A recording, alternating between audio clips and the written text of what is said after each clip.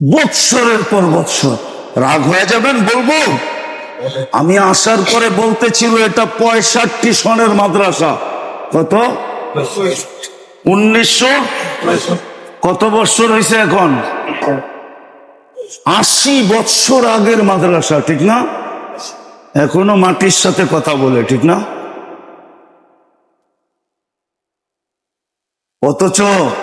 অথচ আল্লাহ ব্যবস্থা করছিল দিনকে সুরক্ষিত রাখার জন্য।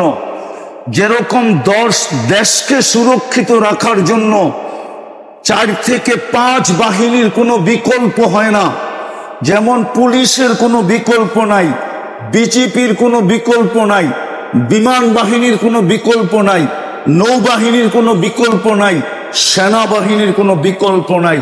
একটা দেশ তার সর্বভূমত্বকে টিকায় রাখতে হলে, আইন শৃঙ্খলাকে ঠিক রাখতে হলে এই 4-5 বাহিনীর কোনো বিকল্প নাই।